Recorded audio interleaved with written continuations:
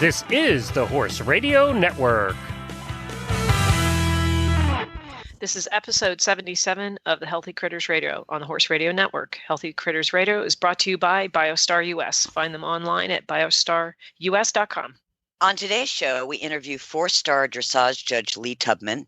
In Tigopedia, we look at pancreatitis in dogs. Critter Nutrition focuses on how to gauge quality bovine colostrum. And in Coffee Klatch, we discuss clipping or not clipping horses. Listen in.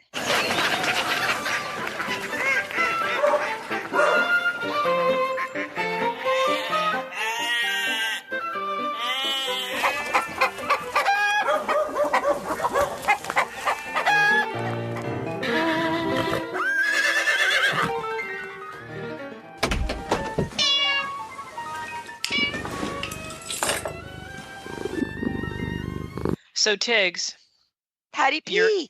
You're in the well world. I'm in the welly world. In Wellington, Florida for the long winter.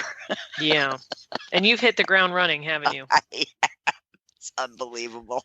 It's getting you a little off your normal organizational game, I think. 100%. You know what it is? It's when you live on a farm, there's a rhythm to the farm. And when you come into a more dense area where there's more people and there's more concrete and there's more activity, my poor brain just doesn't have a way to kind of deal with it right away. Yeah. And I forget things. I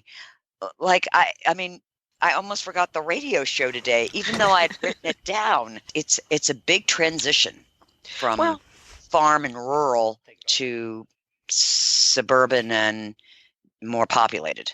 Yeah, it's a lot. It's a lot going on, and there's people that you haven't seen in a while that you want to go see and help, and it's a big difference. I mean, I always like the engagement of it, and then I'm always so happy to go home because just about the time when I'm like, it's time for me to leave. It's just it all works out just about the way it's supposed to. Yeah, I'm glad that they're keeping the circuit a little shorter. It's not going all the way through April anymore, because I think the horses and the people and the dogs, they're done. They're just done.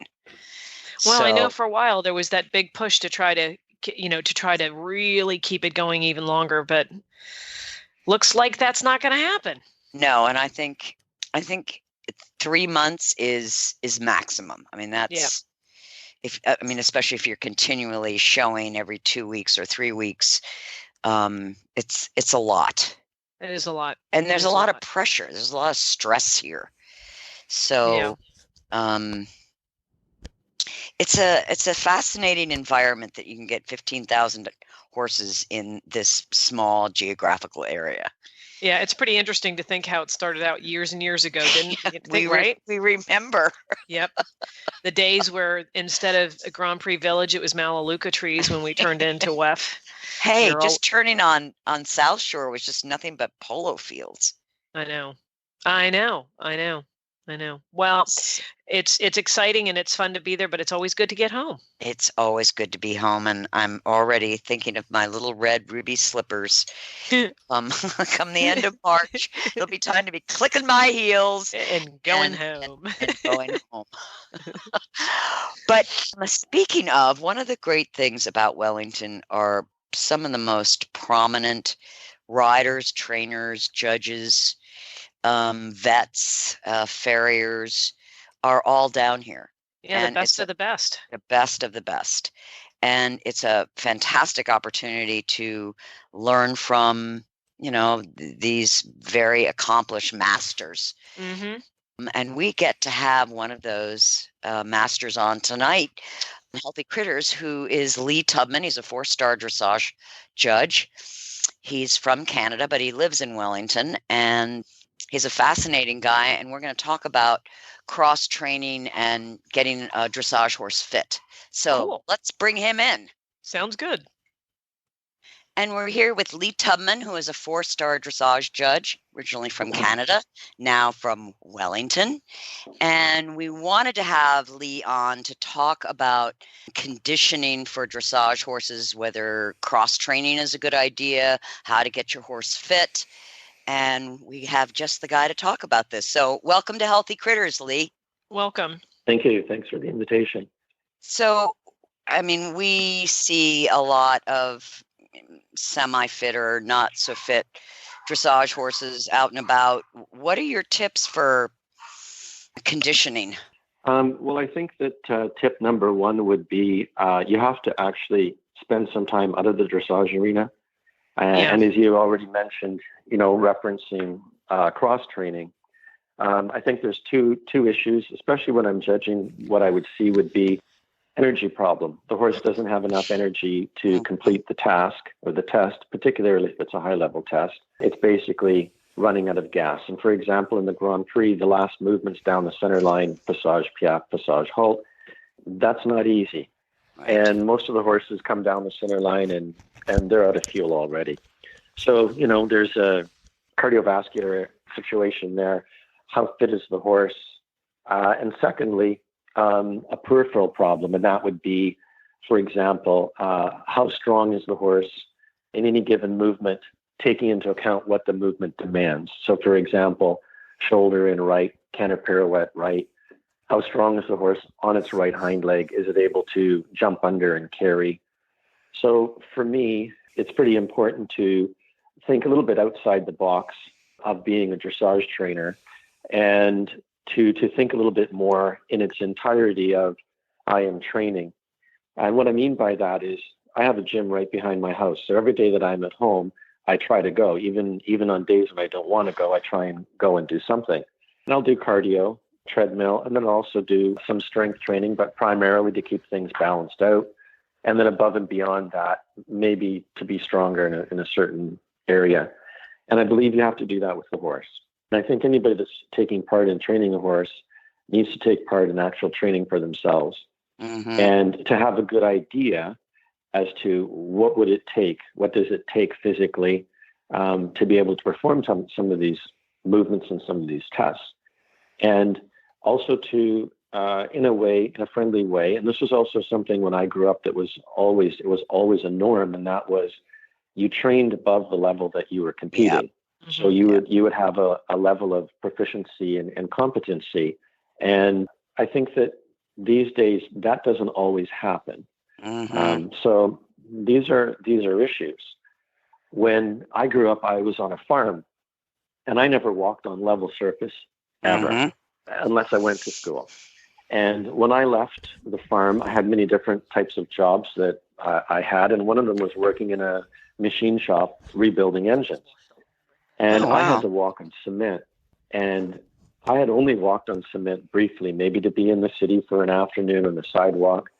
But to stand on cement for 8 hours, after 2 weeks, my legs, my IT bands were on fire. And I changed shoes and boots and whatnot. And then when I went home back onto the farm, I found it very awkward to walk across a summer followed field. And what I mean by this is my mechanics were so used to walking over an uneven surface to walk on a completely flat surface. I found that a little bit strange. And the surface was completely hard. That would be the concrete floor. Mm-hmm. And then when I left there and I went back home in different intervals, my mechanics of how I was functioning was for a flat surface. And I couldn't really walk across the field easily. I'm like stumbling or walking through the hayfield. Mm-hmm. And I think that this is also very true with dressage horses because predominantly you're riding on a very flat groomed surface. So the concept of cross training, I think, is critical. And when I had horses down here, for the most part, I have to say, was really lucky. We had a polo field beside the barn. The vast majority of the time, I rode in the polo field. And I don't know how many steps I'm taking per day, but it's a heck of a lot more than being in a 20 by 60 arena. Yep. And I would also leave the farm at least once a week, maybe twice. And I would go out and I would do what I would call, gator search. I'd just hack a horse down the canals, looking in the water, and because it was new for me, right? I'm Canadian, so we don't have alligators, and just looking, But to get the horse off of that property or out of the indoor arena or get away from the little white fences, Yeah. And I think this is very, very critical for them physically, mechanically, and also psychologically. Yeah. They need a break. Yep. Cavaletti is fantastic. Fantastic. We don't use the Cavalettis enough, I don't think. I mean, in Europe, I think you see the use of Cavalettis way more with dressage horses than we see. I agree. We have Cavaletti Monday every day, every week at my barn. Yeah. Yeah, that's a good idea. Yeah, I mean, and it gets them out. It does something different. I mean, I couldn't agree. Like everything you've said is so completely what I would agree with. I mean, it's, and so many people get so confined thinking that they've got to practice these movements and get all of these things 100% the way they should be. And they don't realize that happens because you go out of the arena and, work different muscles and whatever. So that's just wonderful to hear that. Yeah.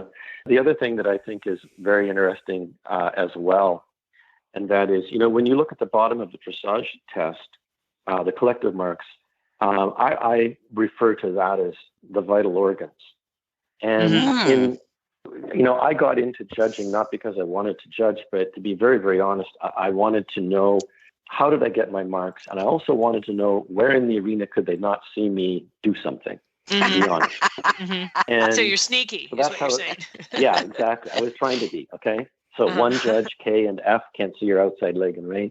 But that's why I got started in that. But I'm glad I did, because it really helped with, my learning curve as a trainer, because when I saw these collective marks, and I trained with really good people in North America and also in Europe, judge-wise, what I came to understand was every day that I was riding, in every moment that I was riding, I needed in my mind to be thinking about the quality of the gait, the impulsion, the submission, and what am I doing?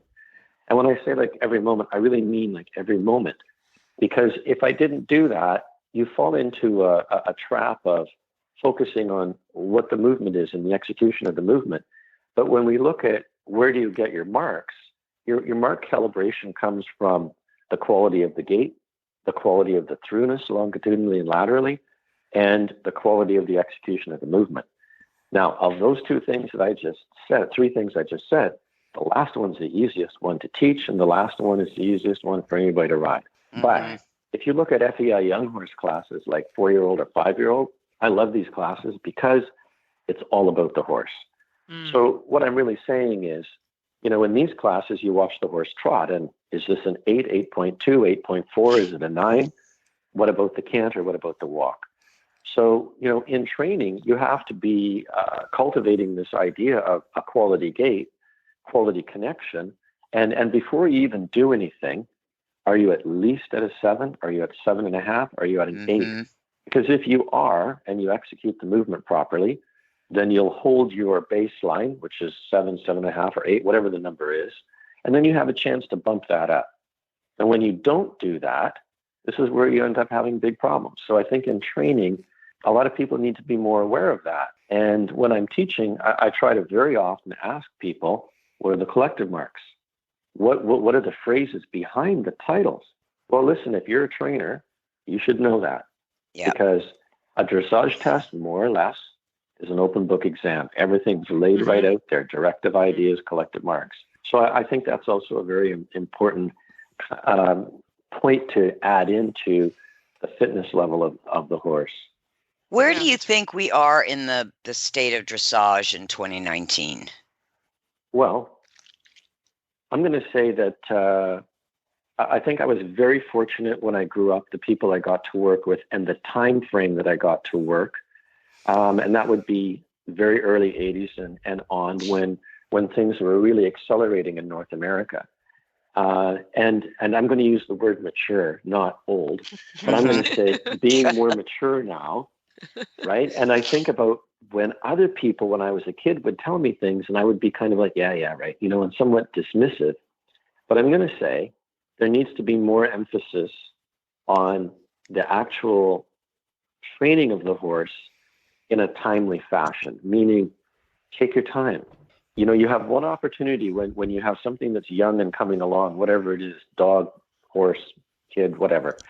And you have one opportunity. And any young horse that I had in the past years, I always looked at that as, okay, well, this is all about me. It's going to be a reflection of what I've done. So I'd actually really try and ride that horse, thinking from the concept of mistake-free and adding things to help it grow and mature. And when I grew up doing dressage in the 80s, we trained back then 6 days a week. I mean, 1 week was kind of one day was, hacking and easy, but we rode 6 days a week. And I think I only horse showed maybe 5 shows in the whole year. Yeah. Mm-hmm. Yeah. So it was predominantly, what are we doing training-wise? Mm-hmm. Absolutely. And I feel we've gotten away from that. And now, I hate to use the word commercial, but it's kind of like Christmas, like Christmas is quite commercial, or Thanksgiving can be quite commercial. It's about buying things and whatnot. It's, what is the essence of it? And I think that the essence of dressage really needs to be, have you understood what you've been taught in theory and so on?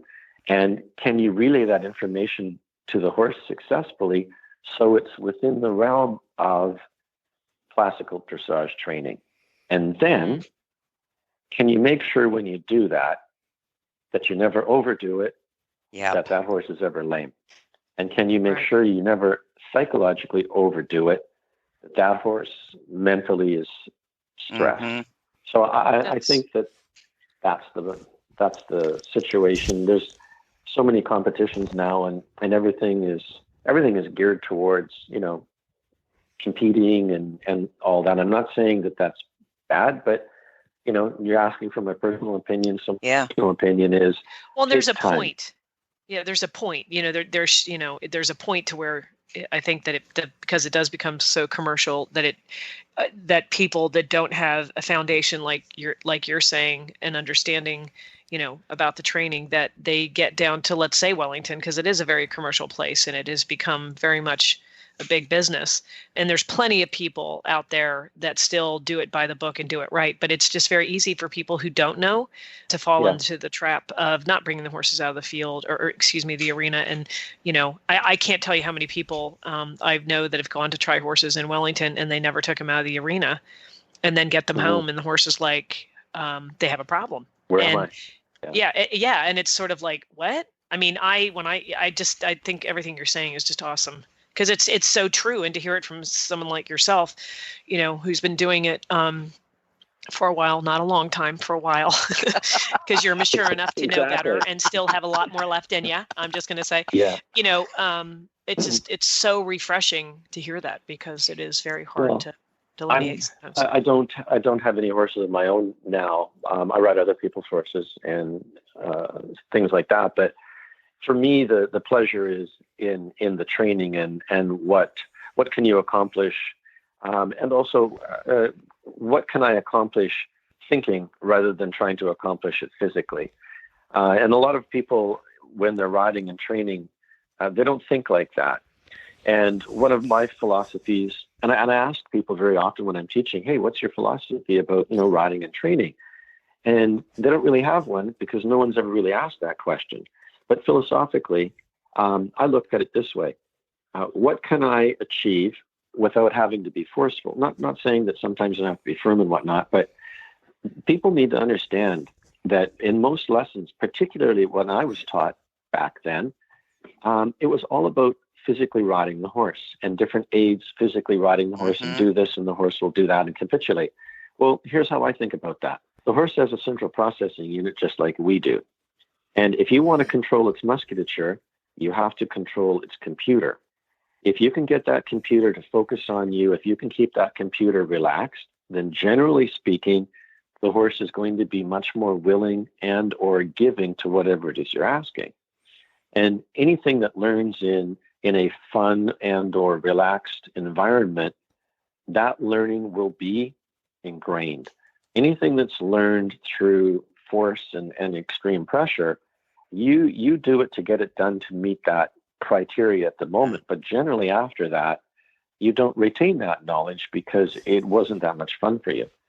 So I think that's a really important thing, because most people are out there riding and working. But here's a question. Why does your horse do any of this for you? Last weekend I was up north, so everybody's got to be in an indoor arena, and they're going to be there for another 4 months. Yep. So I said to one person, "What does your horse do anything for you?" "Why?" And I said, "To a degree, domesticated DNA." But I said, every day that you come in here, you need to make this interesting for that horse. You need to make that horse think, I want to go in there. And I said to her, there'd be very often throughout a week that I'd be riding some horse, and it would go extremely well. And I would immediately do my thing, 10, 15 minutes, whatever it was, and I'd get off and go in. Now, I didn't ride it for half an hour, but I'd do that once in a while with each of them when they were really performing well, because psychologically now I've played with their head. Because up until that point, arena, 45 minutes, 35 minutes, 50 minutes. So now it's like, whoa, what's going to happen here today? Because we pattern ourselves, and they follow our patterns, so they completely know what's going to happen for the most part. Arena, riding, training, wash stall, et cetera, et cetera. So I think that, people need to do a lot more thinking, not just physically trying to make these things happen. But I've always viewed quality training as a chess game, and thinking about, what is the horse doing? And sometimes they do things to bait us, to get us to react a certain way. And then who's training who? And are you smart enough to figure that out or see that coming? So I think that those are interesting points. Yeah, that's pretty cool. What a wonderful approach you have. Yeah, kidding. And you learned it at such a young age. You're so young. Oh, thank you. So complimentary. Hey, He's a young Jedi Master. You're looking young. I'm with you. Well, Lee, thank you so much for coming on Healthy Critters, and I hope you'll be open to coming back so we can discuss more ways to help these horses. Thank you very much. Okay, thanks, Lee. It's a pleasure. Okay. Bye-bye, everyone.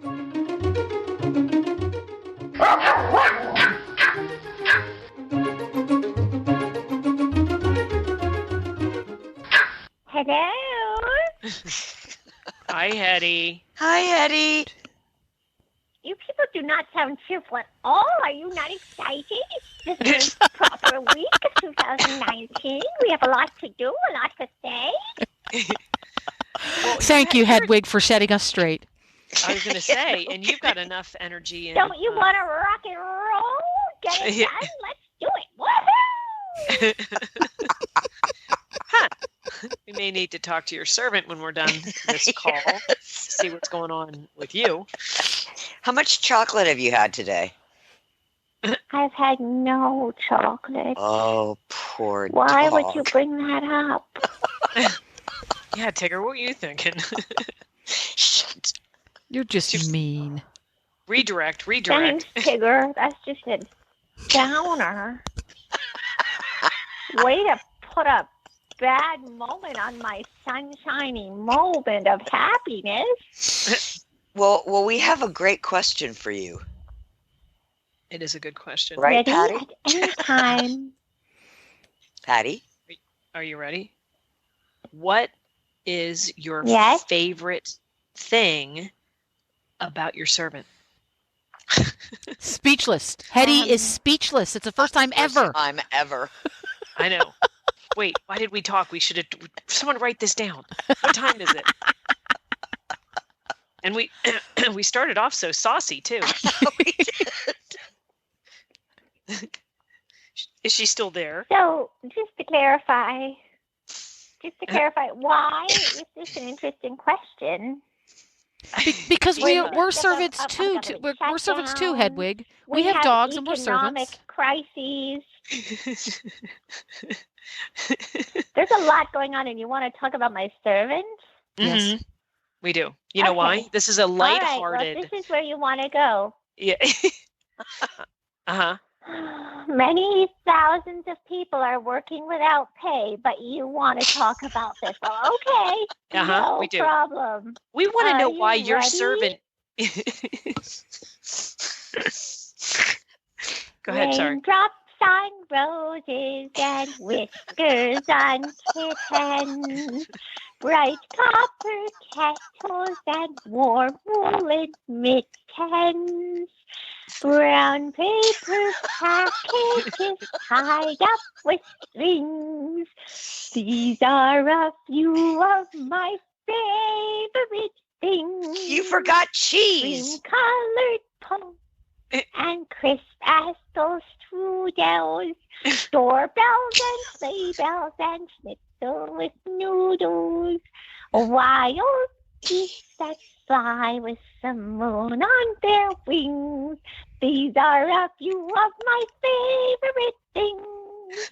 Do you notice that I have not said a word at all about the stupid human that I employ? This is because she makes me feel sad.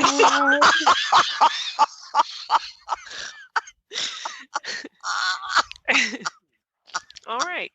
Thank you, Hedwig. That says it all.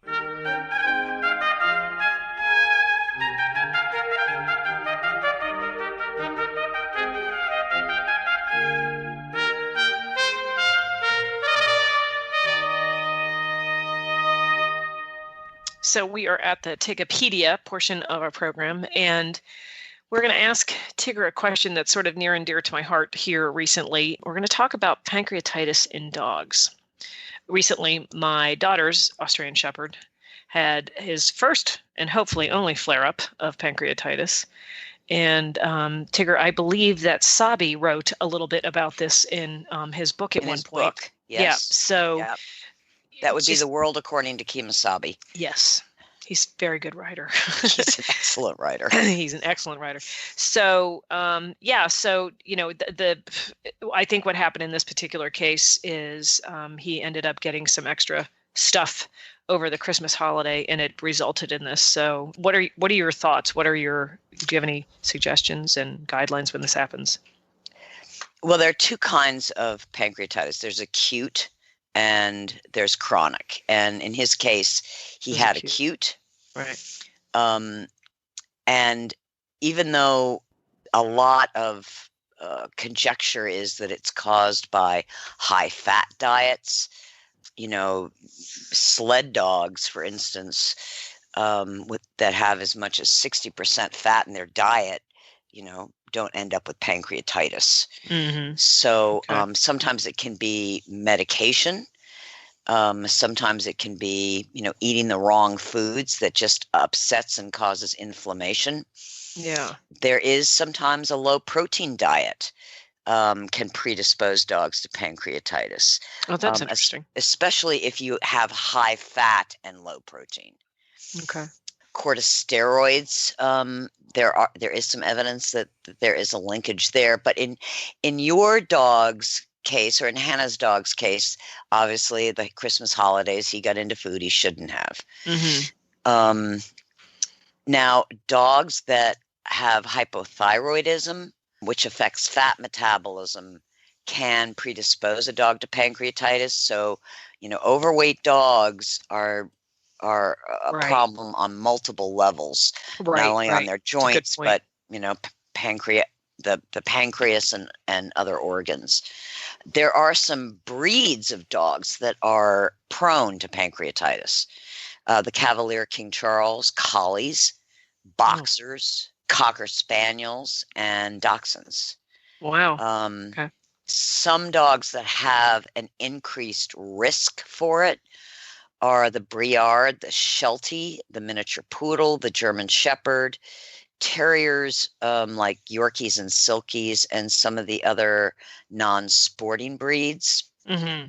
And pancreatitis can be associated with immune-mediated diseases like irritable bowel syndrome and immune-mediated pancreatitis.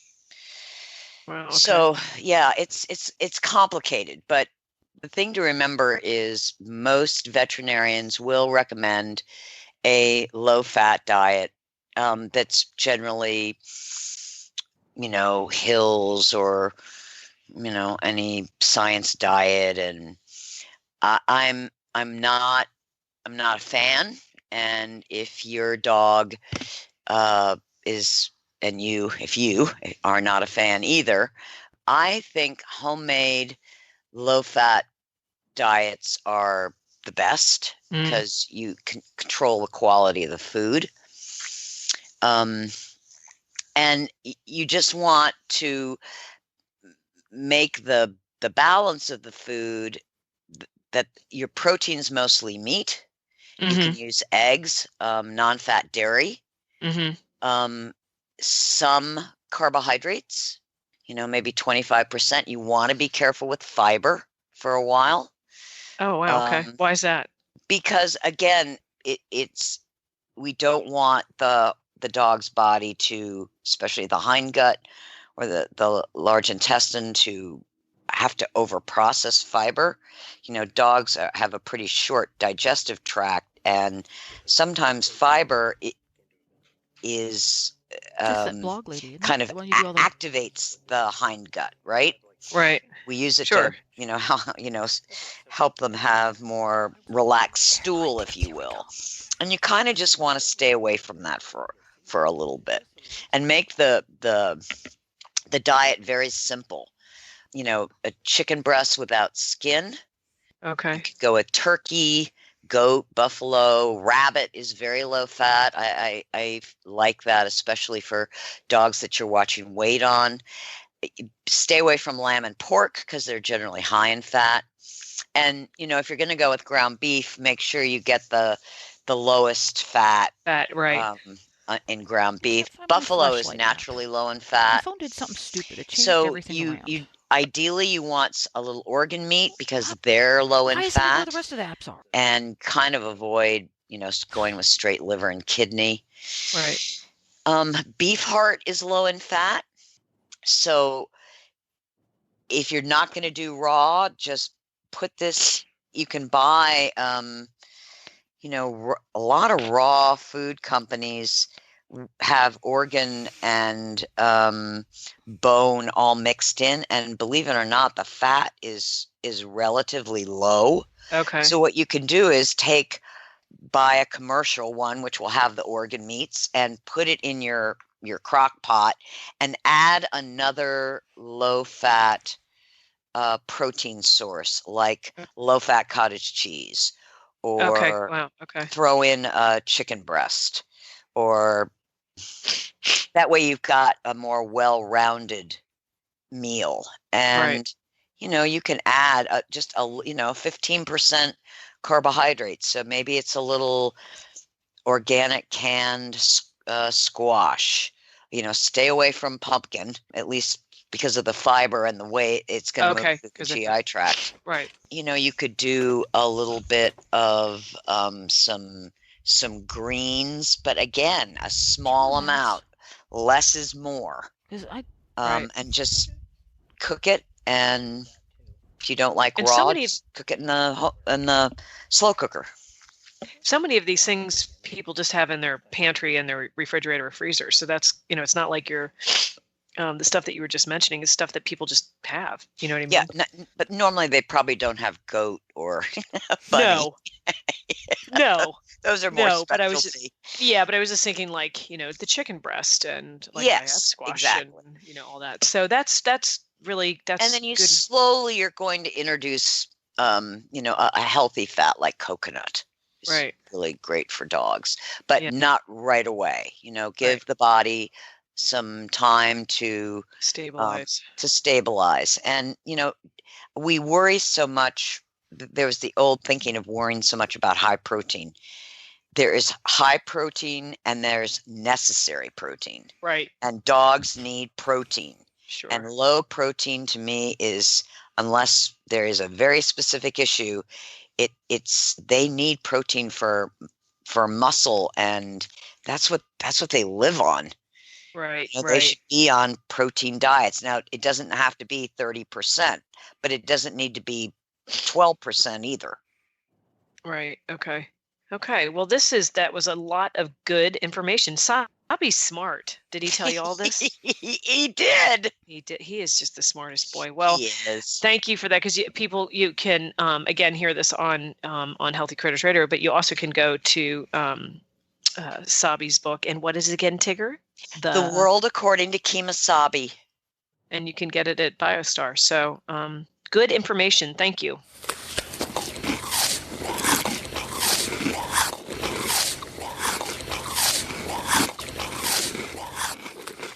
And now we're at Critter Nutrition, and today I'm going to talk about the science in choosing bovine colostrum. Bovine colostrum is a sought-after supplement whose growing popularity stems from research on its important contributions to human athletic performance and health, particularly immune support and cellular growth factors. This was a good idea, wasn't it? After finding success as a human supplement, bovine colostrum now joins the equine and canine supplement industries as one of many therapeutic foods that can be fed to horses and dogs. But with its popularity, marketers are seeing a rich opportunity without ever understanding the raw material. Consumers unwittingly purchase colostrum based on price and on claims. When the supplement isn't effective, the animal misses out on an important supportive food, and the owner suffers the dollars spent. Biostar introduced our Colostrum 38 supplement 9 years ago. At that time, in the animal and pet market, bovine colostrum was primarily used for milk replacement in foals and puppies. I spent considerable time researching published studies coming out of Australia and New Zealand about bovine colostrum's benefits for athletes, particularly how it regulated the immune system and helped with tissue repair. Colostrum is graded based on its percentage of immunoglobulin G, or simply IgG. Immunoglobulins are known as antibodies. They play a critical role in the immune response by recognizing and binding to antigens such as viruses and bacteria. Immunoglobulins are also the principal agents that protect the gut mucosa against pathogenic microorganisms. There are 5 classes of immunoglobulins, and bovine colostrum contains 3 of them: IgA, IgG, and IgM. The class most prevalent in bovine colostrum is IgG. This immunoglobulin is the major antibody found in blood, lymph fluid, peritoneal fluid, and is the key player in the humoral immune response. The higher the percentage of IgG, the more potent the colostrum. Think of the IgG number for bovine colostrum as being similar to the CFU number, that's colony-forming units, given for grading live probiotics. A probiotic with 10 million CFUs per serving is clearly not as strong as a probiotic with 50 million CFUs per serving. Full replacement colostrum is 40 to 45% IgG. Biostar's Colostrum 38 is 38% IgG. Many of the colostrum products I have seen are 15% IgG. Some companies don't provide the IgG content on their labels, so the consumer has to make phone calls or send emails to find out what it is. In the case of a few companies, customer service representatives don't know the answer when asked.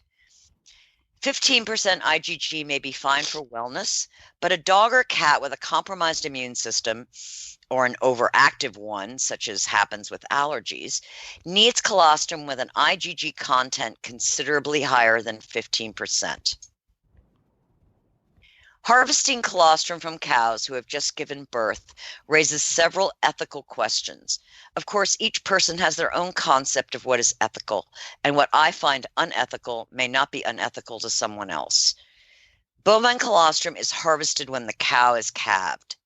Some companies take colostrum in the first 6 hours after birth, while others wait 24 to 48 hours before taking colostrum because they want to ensure that the calf gets the first colostrum of their mother's milk. In the U.S., it's typical for calves to be separated from their mothers a day or two after birth and raised as veal calves. When I was searching for colostrum, this was one ethical point that I could not support. Nor could I support buying colostrum from cows that had never seen a blade of grass, let alone daily time spent on pasture, and had not been given bovine growth hormone, RBGH, or had been given bovine growth hormone, or the biotechnology-created growth hormone, bovine somatrophin, which is known as RBST. I could not accept colostrum that had been irradiated, meaning treated by exposure to isotopic radiation. We know irradiated foods can cause health problems in lab animals, including cancers, chromosome abnormalities, and even premature death. Irradiation affects vitamin content of food. Particularly vulnerable are the vitamins A, E, C, K, B1, B3, and B6, which can be destroyed by irradiation. In the end, I could not find a single U.S. supplier of bovine colostrum that met my ethical criteria. Luckily, we found a small dairy cooperative in Canada that exceeded our ethical needs, including keeping the calves with their mothers for 6 to 8 months, because the quality of the milk and colostrum is so much higher when the cows aren't stressed. It's interesting to note that when calves stay with their mothers, the cows produce more milk than the calves can consume, and milk of higher quality because the cow is not stressed. In Canada, irradiation is not permitted on milk products, so our colostrum is irradiation-free. The cows and calves are pasture-raised and supplemented with alfalfa hay and grain. High-temperature heat processing can destroy some of the vital components and denature the colostrum. Flash pasteurization and freeze-drying at low temperatures is the best way to preserve colostrum's vital components. Some companies freeze the colostrum, thaw it, and then freeze-dry it, which can raise the potential for pathogen contamination during the thawing process. The lower the IgG percentage, the more milligrams your dog or horse will need. A 400 milligram serving of colostrum with 15% IgG is not enough for animals in acute or chronic immune health situations. You will need to give 2 or 3 doses per day or more, depending on the weight of the animal, if you use low IgG colostrum. One of the benefits of high IgG colostrum is that you don't need to feed a lot to get results. When purchasing colostrum, make sure you know the percentage of IgG in the colostrum you purchase. This information is often found on a company's website, but if it's not on the product page or included in the description, let that be a warning sign. High-quality colostrum is defined by high-quantity IgG. Find out the ethics of the sourced colostrum. Many companies publish this on their product page, and if you don't find it there, you will need to ask the company a lot of questions. How the colostrum is processed is an important key to the effectiveness of its various nutritional components. The descriptor freeze-dried may be the result of high heat processing and then freeze-drying, or freezing and thawing followed by freeze-drying. The best processing for colostrum and its growth factors and nutritional components is low temperature flash pasteurization followed by freeze-drying. Colostrum is becoming a commodity item, meaning there are companies who just want to sell some kind of colostrum to make money from unsuspecting consumers. Remember that bovine colostrum's quality is extremely important for supporting immune challenges and tissue healing in horses and dogs. Real horses and real dogs are healthier, perform better, and recover more quickly on real food. That's why Biostar empowers horse and canine owners with 100% whole food nutrition, supplements, and feeding programs. Biostar products are made at their own certified non-GMO facility in Gordonsville, Virginia, using real food ingredients that are raw, freeze-dried, or dehydrated, never cooked, and are free from artificial flavors, colors, soy, corn, wheat, and molasses. The Biostar product line includes a wide range of whole food, horse and dog supplements, treats, and unique artisan poultices that embrace the ancient and traditional uses of clay and plants. Visit biostarus.com today and learn about whole foods and canine and equine nutrition so you can make the best decisions about the care and health of your horses and dogs. That's biostarus.com. Whole food nutrition the way nature intended.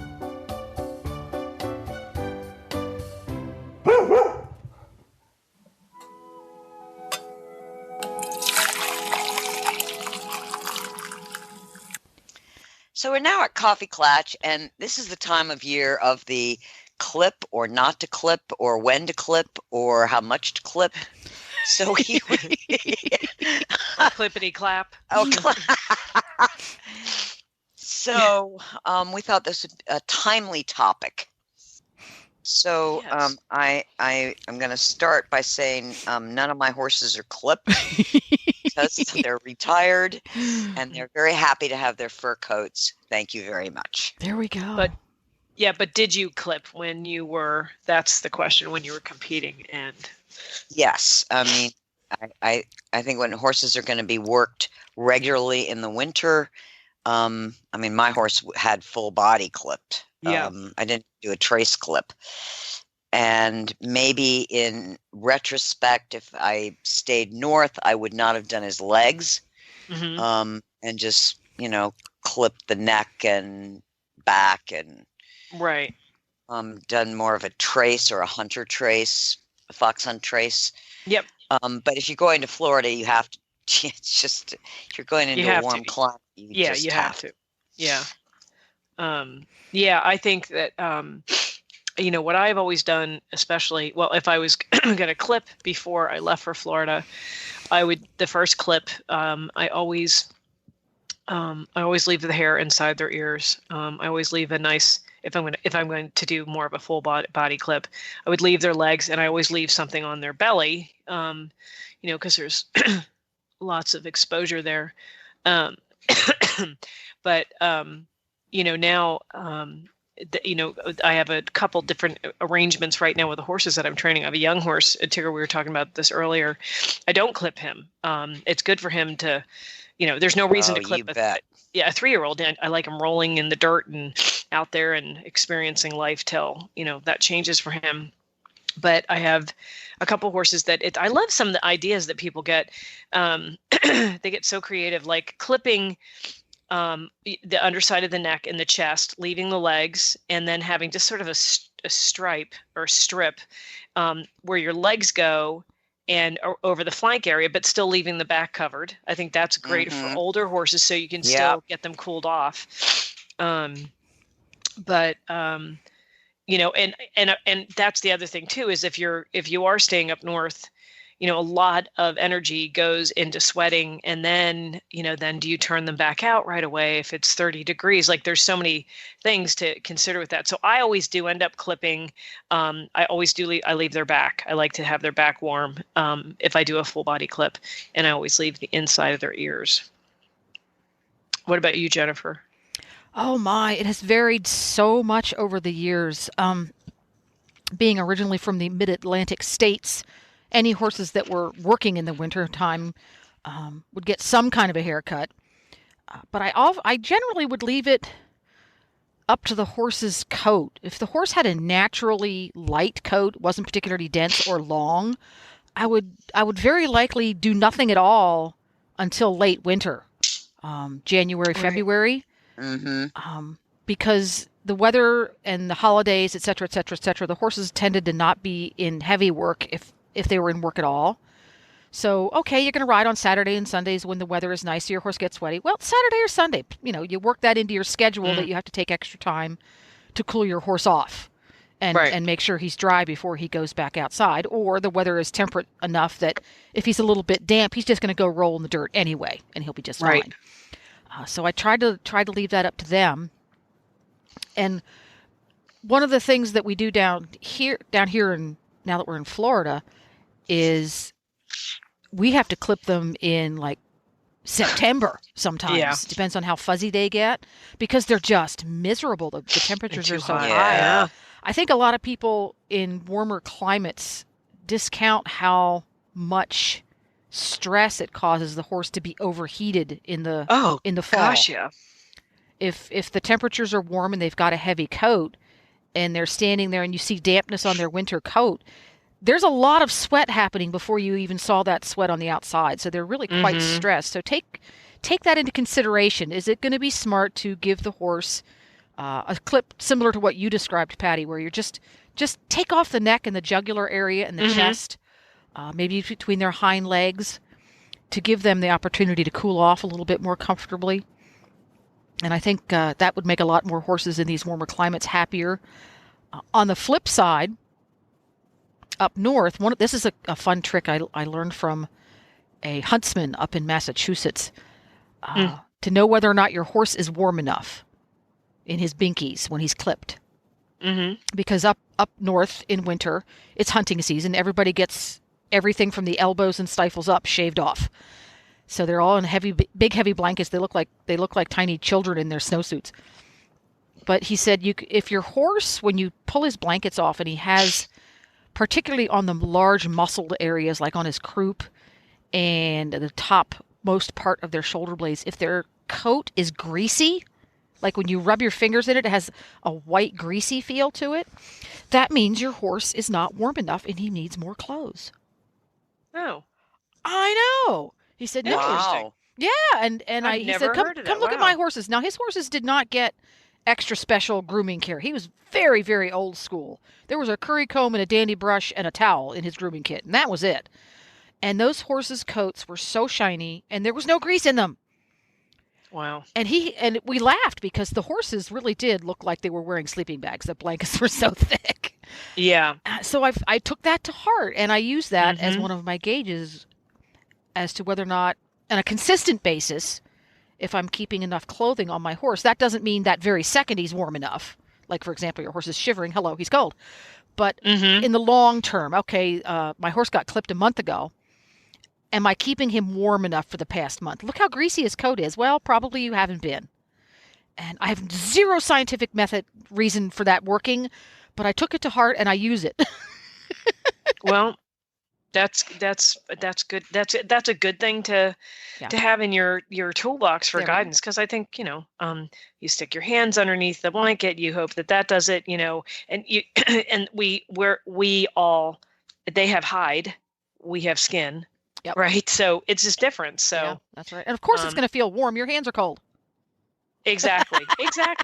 Yeah. And my new favorite clip, something I've discovered recently, because every few seasons or so, clipping is like high fashion in New York.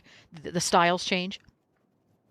And for a long time, the trace clip was it, and everybody would get creative on how the stripes would go from ears to tail. Well, my new favorite clip is something they're calling the Irish clip. Oh. And I love it because it's one straight line, and that's it. Oh, interesting. And it just goes from stifle to withers. That's where the line is. Okay. You take everything from you take a piece of tape and you go from the stifle to the withers, and you shave everything off below it to their elbow. And that's it. Interesting. Okay. Yeah. And I liked it because I'm a really crappy clipper, and I needed one straight line. Oh, that's so funny. There you go. That's so funny. And how often do you clip your horses, Patty? Do you have to do it several times a year? Is it different for different horses? It depends on what level the horse is. Like if it's somebody that's working FEI, I'll do it once or twice, especially if I'm down in Florida. If it's a younger horse, the first time around, and I just, and again, it depends on their coat and how they grow for sure. But I would say younger horses, I tend to try to stick around once, and I wait to do it. Younger meaning older than 4. And the older ones, I'll probably end up doing twice, just because I don't like stressing. One of the reasons I left Texas is I worry about horses getting too hot or too cold, right? And that I don't like them to be too hot either. So, so I'd say twice for the most part. 2 times a year. Now, how late in the season will you do your final clip? Well, again, it depends if I'm coming back from Florida or not, but because a lot of times they would be fine through Florida, then I'd get home and then boom. So I really go by I had a stallion that I had to clip actually all throughout the year because he just grew so much of a coat and he would just get too hot. So he got clipped all the time. So it just really, I think a lot of it depends on the level of the horse and how thick their coat is. So I'm going to say, on some of them, I would do it even into April. I know that, wow, that is late. It just depends on the horse and if they're not losing their coat. Yeah. Interesting. Yeah. Because I don't want to play the Russian roulette of them being too hot and then not being able to, to work them properly. So, yeah. So there you go. Well, that's all good info, guys. That was a good topic, I think. Yeah, really good. Thanks for listening, everyone, and thanks to our sponsor, Biostar US. You can find them online at biostarus.com. Get the Horse Radio Network phone app on iOS or Android by searching for Horse Radio Network in the App Store. It's free and easy to use. For details about today's show, go to healthycrittersradio.com, where you can find links, photos, and more information about our guests. As always, we love your feedback. Please follow us on Facebook under Healthy Critters Radio. Be sure to visit all the great shows on Horse Radio Network at horseradionetwork.com. Love your dog. Hug your horse. Feed your chickens. Clean your litter box. Dance with your goat. Slither with your snakes. Howl at the moon. Hang with your hamster. Party with your parrot. Waddle with your walrus. Outwit your otter. Cuddle your cows. Rap with your raptor. Go chipping with your chipmunks. Forgive your fox. While hedging your hog. We also recommend that you rack with your raccoon. Gyrate with your giraffe. Meditate with a meerkat. Uber with your orangutan. Facebook with your flamingo. Ponder with your panda. Walk with your Wookie. Yawn with your yak. Twitter with your toucan. Go raining with your reindeer. Dropbox your dragon.